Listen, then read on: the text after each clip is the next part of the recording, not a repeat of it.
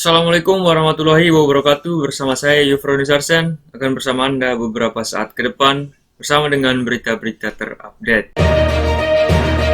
Waskita Karya bakal raih isu 7 triliun rupiah.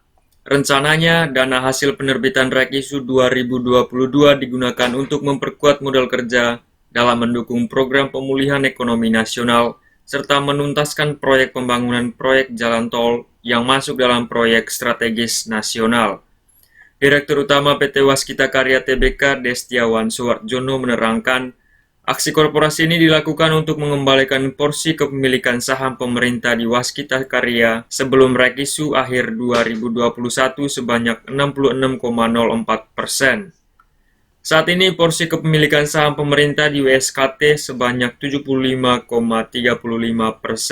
seiring serapan dana publik yang hanya 1,5 triliun rupiah dari target yaitu 4 triliun rupiah dalam raih isu akhir tahun lalu. Emiten BUMN infrastruktur tersebut sebelumnya telah menerbitkan raih isu pada akhir tahun 2021 dengan target 11,93 triliun rupiah, di mana pemerintah mengeksekusi haknya dengan menggelontorkan dana 7,9 triliun rupiah melalui PMN. Sisanya sekitar 4 triliun diharapkan dapat dieksekusi oleh publik. Meski demikian, pasar hanya menyerap 1,5 triliun rupiah, sehingga kepemilikan saham pemerintah di Waskita naik dari 66,04% menjadi 75,35%. Sementara porsi masyarakat terdilusi dari 34,96% menjadi 24,65%. Jadi perubahan komposisi saham kembali ke semula melalui raih isu nanti.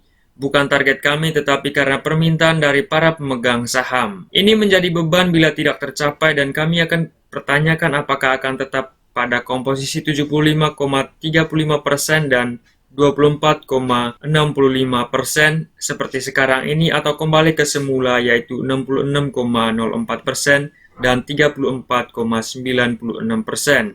Hal tersebut disampaikan oleh Destiawan dalam rapat dengar pendapat bersama Komisi 6 DPR RI Senin 14 Februari 2022. Sementara itu, Direktur Keuangan dan Manajemen Risiko Waskita Karya Taufik Hendra Kusuma menjelaskan bahwa minimnya serapan publik pada raih isu Waskita tahun lalu karena kondisi market sedang menurun, sehingga meninggalkan gap sekitar 2,5 triliun rupiah.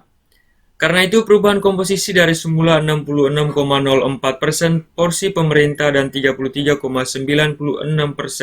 porsi publik menjadi 75,35% berbanding 24,65%. Bakal menjadi perhatian pada pelaksanaan raih isu tahun ini sebagai konsekuensi dari PMN 2022. Taufik juga mengungkapkan sejauh ini arahan yang kami terima dari pemegang saham, komposisi diharapkan bisa kembali ke 66,04% dari porsi 75,35% sekarang ini. Walaupun memang kondisinya akan cukup menantang bila melihat market saat ini, untuk sementara Taufik menyatakan perseroan masih akan menggunakan asumsi kembali porsi ke 66,04%, sehingga dana publik yang ditargetkan maksimum mencapai 3,9 hingga 4 triliun rupiah, ditambah PMN 2022 sebesar 3 triliun rupiah. Sehingga total menjadi sekitar 7 triliun rupiah. Opsi pertama 75,35%, opsi kedua 66,04%.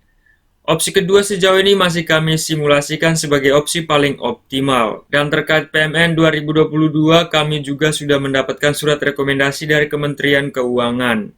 Saat ini kami masih menunggu jadwal komite privatisasi yang dipimpin Menteri Koordinator Bidang Perekonomian, yang diharapkan segera dapat memberikan persetujuan sehingga proses menuju penerbitan peraturan pemerintah menjadi lebih lancar.